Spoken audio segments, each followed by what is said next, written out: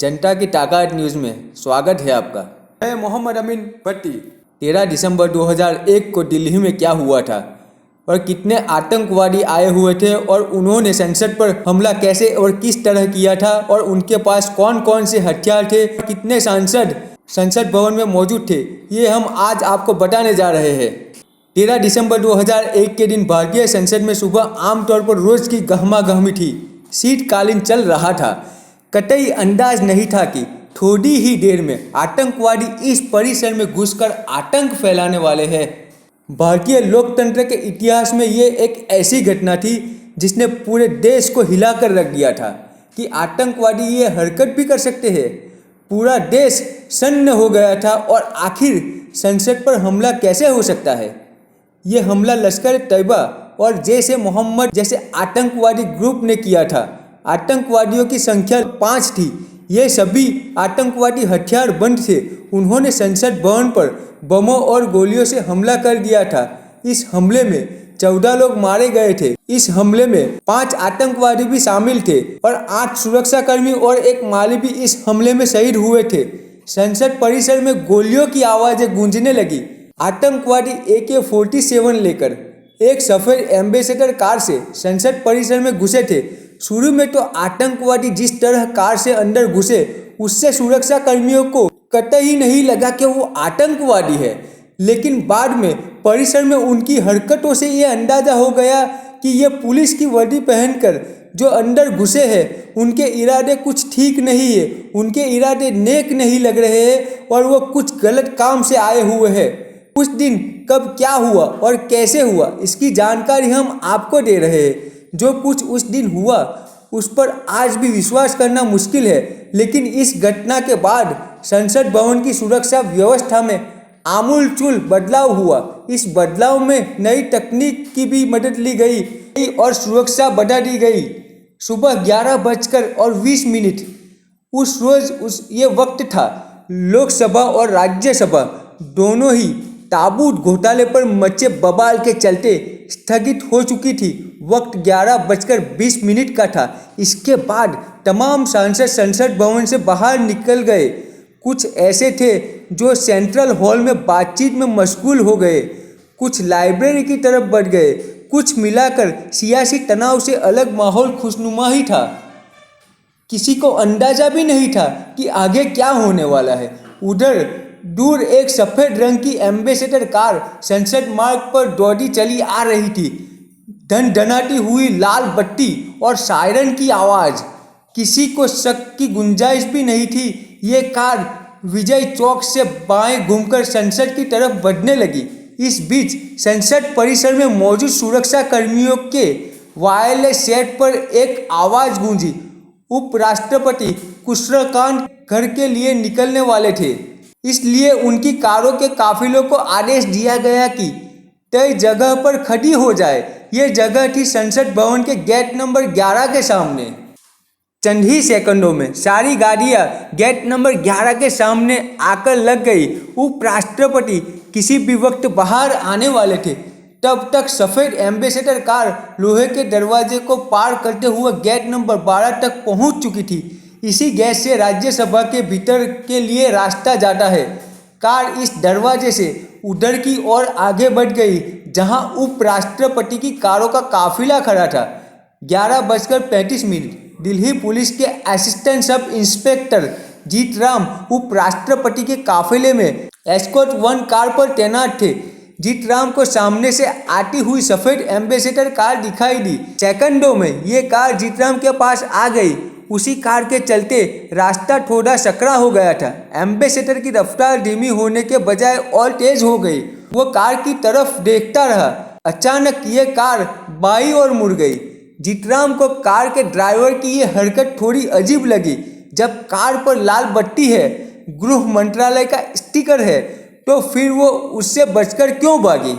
जीतराम ने जोर से चिल्लाकर उस कार को रुकने को कहा। ASI की आवाज़ सुनकर वो कार आगे जाकर ठिठक गई, लेकिन वहीं इंतजार करने के बजाय उसके ड्राइवर ने कार पीछे करनी शुरू कर दी। जब जीतराम तेजी से उसकी तरफ भागा, इसी हड़बड़ी में वो कार उपराष्ट्रपति के काफिले की मुख्य कार से टकरा गई। सेना की वर्दी पहनकर आए थे आतंकवादी। जब गाड़ी खड़ी थी तभी आतंकियों की गाड़ी ने उनकी कार में टक्कर मारी। इसके बाद विजेंदर सिंह ने गाड़ी में बैठे आतंकी का कॉलर पकड़ा और कहा कि दिखाई नहीं दे रहा, तुमने उपराष्ट्रपति की गाड़ी को टक्कर मार दी। सुरक्षा कर्मियों के हल्ला मचाने के बावजूद कार में बैठे आतंकी रुकने का नाम नहीं ले रहे थे। जीतराम समेत बाकी लोग उस पर चिल्लाए कि तुम देखकर गाड़ी क्यों नहीं चला रहे हो। इस पर गाड़ी में बैठे ड्राइवर ने उसे धमकी दी कि पीछे हट जाओ वरना तुम्हें जान से मार देंगे। अब जीतराम को यकीन हो गया कि कार में बैठे लोगों ने भले सेना की वर्दी पहन रखी है लेकिन वो सेना में नहीं है। उसने तुरंत अपनी रिवॉल्वर निकाल ली। जीतराम को रिवॉल्वर निकालता देख संसद के वॉच एंड वार्ड स्टाफ का जेपी यादव गेट नंबर 11 की तरफ भागा, एक ऐसे काम के लिए जिसके शुक्रगुजार हमारे सांसद आज भी है। कार चला रहे आतंकी ने अब कार गेट नंबर 9 की तरफ मोड़ दी। इसी गेट का इस्तेमाल प्रधानमंत्री राज्यसभा में जाने के लिए करते थे। कार चंद मीटर बढ़ी लेकिन आतंकी उस पर काबू नहीं रख पाए। कार सड़क किनारे लगे पत्थरों से टकराकर थम गई। तब तक जीतराम भी दौड़ता हुआ कार तक पहुंच गया। उसके हाथ में रिवॉल्वर देख पांचों आतंकी तेजी से बाहर निकल आए। उतरते ही उन्होंने कार के बाहर तार बिछाना और उससे विस्फोटकों को जोड़ना शुरू कर दिया। लेकिन तब तक जीतराम को यकीन हो गया कि ये आतंकवादी है। उसने बिना देर की एक पर गोली दाग दी जो उसके पैर पर लगी। जवाब में उस आतंकी ने भी जीतराम पर फायर किया। गोली उसके पैर में जाकर धंस गई और वो वहीं गिर गया। इस वक्त तक सरकार में ऊपर से लेकर नीचे तक किसी को अंदाजा भी नहीं था कि संसद की सुरक्षा में कितनी बड़ी सेंध लग चुकी है। जब आतंकियों ने की ताबड़तोड़ फायरिंग, उधर कार में धमाका कर पाने में नाकाम आतंकियों ने ताबड़तोड़ फायरिंग शुरू कर दी। गेट नंबर 11 पर तैनात सीआरपीएफ के कांस्टेबल कमलेश कुमारी भी दौड़ते हुए वहां आ पहुंची। संसद के दरवाजे बंद करवाने का अलर्ट देकर जेपी यादव वहां आ गया। दोनों ने आतंकियों को रोकने की कोशिश की लेकिन आतंकियों ने ताबड़तोड़ फायरिंग करते हुए उन्हें वही ढेर कर दिया।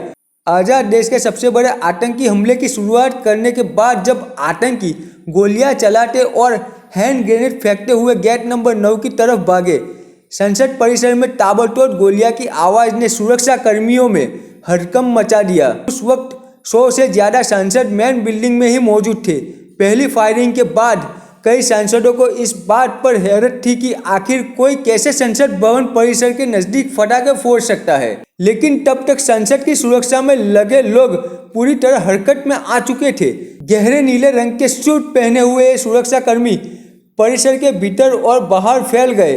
वो सांसदों और मीडिया के लोगों को लगातार अपनी जान बचाने के लिए चिल्ला रहे थे। उस वक्त तक तय नहीं था कि आतंकी सदन के भीतर पहुंच गए या नहीं। इसलिए तत्कालीन गृह मंत्री लाल कृष्ण आडवाणी और कैबिनेट के दिग्गज मंत्रियों को संसद भवन में ही एक खुफिया ठिकाने पर ले जाया गया। वही जो संसद परिसर से बाहर निकल रहे थे उन्होंने देखा कि हर तरफ अफरा तफरी मच गई है। पुलिस की वर्दी पहने हुए लोग इधर से उधर भाग रहे हैं। हर तरफ से गोलियों और हैंड ग्रेनेड दागे जाने की आवाज़ आ रही है। ये वो वक्त था जब पहली बार सही मायने में लोगों को एहसास हुआ कि दरअसल हुआ क्या है। फिर तो उसके बाद गोलियों की तरतराहट में एक और आवाज़ गूंजी, आतंकी आतंकी आतंकी। संसद परिसर में अफरा तफरी मच गई थी। आतंकियों पर जबरदस्त फायरिंग का जवाबी दौर चालू था। सुरक्षा बलों की गोली से 3 आतंकी जख्मी थे लेकिन वो लगातार आगे बढ़ रहे थे। उन्होंने एक छोटी सी दीवार फांदी और गेट नंबर 9 तक पहुंच ही गए। लेकिन उन्होंने वहां पहुंचकर देखा कि उसे बंद किया जा चुका है। इसके बाद वो दौड़ते हुए बंदूकें लहराते हुए आगे बढ़ने लगे। तभी पहली मंजिल पर मौजूद एक पुलिस अफसर अपने साथियों पर चिल्लाया कि एक एक इंच पर नजर रखो, कोई आतंकी सदन के भीतर ना पहुंचने पाए, कोई आतंकी यहां से भाग भी ना पाए। तुरंत ही सुरक्षा कर्मियों ने उन नेताओं और पत्रकारों को संसद के भीतर धकेलना शुरू कर दिया जो इतनी फायरिंग और हैंड ग्रेनेड के धमाकों के बाद भी दरवाजों के आसपास खड़े थे। हमला होते ही काटे गए फोन नेताओं को सेंट्रल हॉल तक ले जाने के बाद सुरक्षाकर्मी तमाम संवाददाताओं को उस कमरे में ले गए जहां से अहम सरकारी दस्तावेज बांटे जाते थे। इस कमरे का दरवाजा बंद कर दिया गया और कमरे में पहुंचते ही संवाददाता वहां के फोन की तरफ भागे, लेकिन कमरे में लगे सभी फोन ने काम करना बंद कर दिया था। ये फोन हमला शुरू होने के तुरंत बाद ही काट दिए गए थे। मकसद ये कि कोई आतंकी संसद भवन के संचार तंत्र पर कब्जा न कर ले। संसद के भीतर की इस हलचल के बीच आतंकी गेट नंबर 9 से आगे बढ़ने की कोशिश कर रहे थे।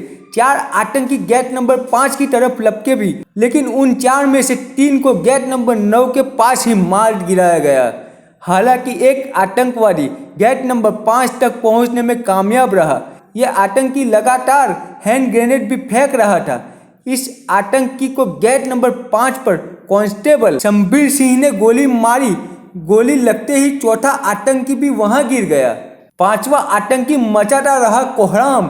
4 आतंकियों को मार गिराने की कार्रवाई के बीच एक आतंकी गेट नंबर 1 की तरफ बढ़ गया। यह आतंकी फायरिंग करते हुए गेट नंबर 1 की तरफ बढ़ता जा रहा था। गेट नंबर 1 से ही तमाम मंत्री, सांसद और पत्रकार संसद भवन के भीतर आते जाते रहते थे। ये आतंकी भी वहां तक पहुंच गया। फायरिंग और धमाके की आवाज़ सुनने के तुरंत बाद इस गेट को भी बंद कर दिया गया था। इसलिए 5वां आतंकी गेट नंबर 1 के पास पहुंचकर रुक गया। तभी उसकी पीठ पर एक गोली आकर धंस गई। ये गोली इस आत्मघाती हमलावर की बेल्ट से टकराई। इसी बेल्ट के सहारे उसने विस्फोटक बांध रखे थे। गोली लगने के बाद पलक झपकते ही विस्फोटकों में धमाका हो गया। उस आतंकी के शरीर के निचले हिस्से की धज्जियां उड़ गई।